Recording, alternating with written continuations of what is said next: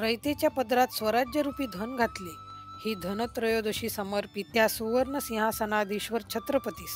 नमस्कार मंडळी, शौर्यगाथाच्या या दिवाळी विशेष भागात आपल्या सर्वांचे स्वागत आहे. वसुबारस नंतर सरग दिवाळीची पहिली पहाट म्हणजे धनत्रयोदशी, धनतेरस किंवा मग धन्वंतरी जयंती. आपल्याला दिवाळी म्हटलं की धनत्रयोदशी, नरक चतुर्दशी, लक्ष्मीपूजन, पाडवा आणि भाऊबीज हा क्रम पाठ आहे.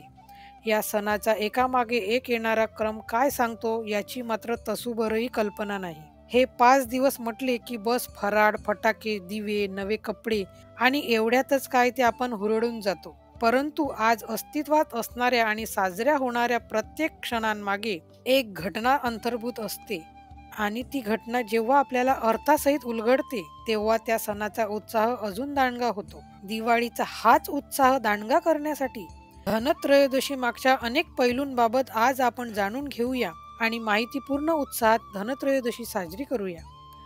शरद पौर्णिमेला चंद्र, कार्तिकी द्वादशीला कामधेनू गाय, त्रयोदशीला धन्वंतरी, चतुर्दशीला कालीमाता आणि अमावस्येला भगवती लक्ष्मी समुद्रातून अवतरली म्हणूनच 5 दिवसांची दिवाळी साजरी करण्याची प्रथा आहे. दिवाळीतला पहिला दिवस धनत्रयोदशी. सर्वात मुख्य महत्त्व म्हणजे या दिवशी आयुर्वेदाचे जनक धन्वंतरी देव यांची जयंती साजरी केली जाते. देव आणि दानव यांनी जेव्हा समुद्र मंथन केले त्यावेळेस धन्वंतरी देव समुद्र मंथनातून अमृत कलशासह प्रकट झाले. समुद्र मंथनातून जे 14 रत्ने प्रकट झाली त्यापैकीच एक रत्न म्हणजे धन्वंतरी. असे मानले जाते की जेव्हा धन्वंतरी देव समुद्र मंथनातून बाहेर पडले तेव्हा त्यांच्या हातात अमृताने भरलेले भांडे होते. या कारणास्तव धनत्रयोदशीच्या दिवशी भांडी खरेदी करण्याची परंपरा आहे. आयुर्वेदाची उत्पत्ती ही धन्वंतरी देवाने केली. धनत्रयोदशीच्या दिवशी सायंकाळी धन्वंतरी देवाच्या पूजेसोबत यमासाठीही दिवा लावला जातो आणि त्या दिवशी त्या दिव्याची पूजा करण्याची पद्धत आहे. आपण घरी त्या दिवशी आईबाबांना हा दिवा लावताना बघितलंच असेल. या मागचं कारण असं की या दिवशी दक्षिण दिशेला तोंड करून काळ्या वातीसह कणकेचा मोठा दिवा लावल्यास अकाली मृत्यूची बाधा टळते असे सांगितले आहे.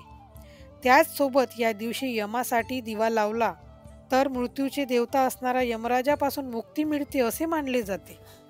हा दिवा लावण्यामागे एक कथा पुराणात सांगितली आहे. एके दिवशी यमराजाने आपल्या दूतांना प्रश्न विचारला, रोज प्राण घेताना तुम्हाला कधी त्यांची दया येत नाही का?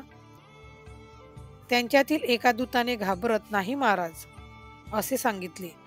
त्यावर यमराजाने नीट सांग, मी तुला अभय दिले आहे असे म्हटले. तेव्हा त्या दूताने समोर येत सांगितले, एकाचा जीव घेताना खरोखरच भीती वाटली होती. एकदा हंस नावाचा राजा शिकारीसाठी दुसऱ्या राज्यात गेला.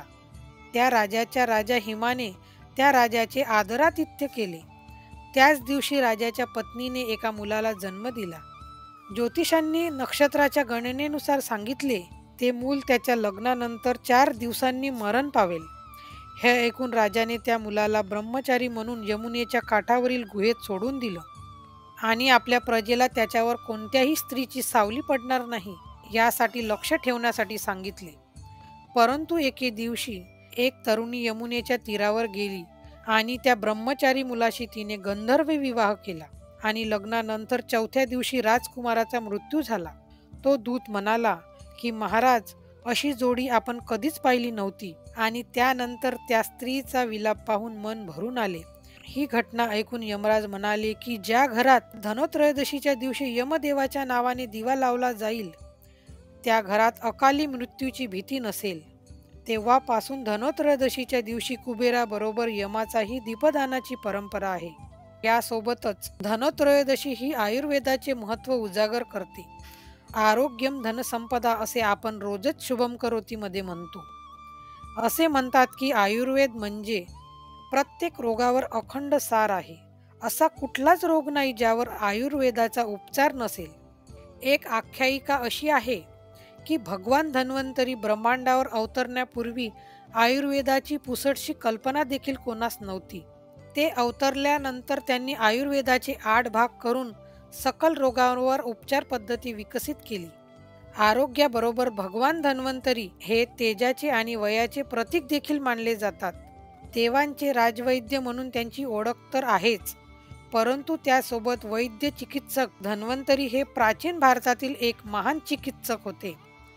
धन्वंतरी देव हे भगवान विष्णूचा अवतार असून शास्त्रानुसार त्यांना 4 भुजा आहेत व त्यांनी शंख आणि चक्र दोन्ही हातांच्या वरच्या भागात धारण केलेले आहे. इतर 2 हातापैकी एका हातात औषधी आणि दुसऱ्या हातात अमृत कलश आहे. रामायण, महाभारत, श्रीमद भागवत पुराण, अग्निपुराण, विष्णू पुराण इत्यादी पुराणात अनेक संस्कृत ग्रंथांमध्ये भगवान धन्वंतरीचा उल्लेख आयुर्वेदाच्या संदर्भात उपलब्ध आहे. सर्व रोग बरे करण्यात ते निष्णात होते, म्हणून आयुर्वेदात धन्वंतरीची गुरु म्हणून पूजा केली जाते. धनत्रयोदशीच्या दिवशी सोने चांदी खरेदी करण्याची पद्धत आहे. तसेच धन्वंतरीला पितळ हा धातू प्रिय होता, म्हणून पितळीची भांडी या दिवशी लोक खरेदी करतात. या दिवशी लक्ष्मी म्हणून झाडू, फळी खरेदी करतात आणि पूजेत मांडून त्यांचीही पूजा केली जाते. त्याचसोबत या पूजेत नेहमी घरात धान्याची भरभराट व्हावी यासाठी सप्तधान्यांची देखील पूजा केली जाते. धने हे शरीराच्या आरोग्यासाठी आणि आयुर्वेदातही महत्त्वपूर्ण मानले जातात, म्हणून या दिवशी धन्याच्या अक्षता देवाला अर्पिल्या जातात. अशा प्रकारे दीपावलीचा पहिला दिवस अनेक अलौकिक अर्थाने साजरा केला जातो. या दिवसाचा सूर्य मावळती आला की नरक चतुर्दशीच्या तयारीला वेग येतो. नरक चतुर्दशी म्हटलं की सकाळी लवकर उठून सूर्य उगवण्यापूर्वी आंघोळ झालीच पाहिजे, नाहीतर हेच आपण जाणून घेणार आहोत उद्याच्या दिवाळी विशेष भागात. तोपर्यंत नमस्कार, शुभ दीपावली. आपल्या सर्वांना धनत्रयोदशीच्या हार्दिक शुभेच्छा.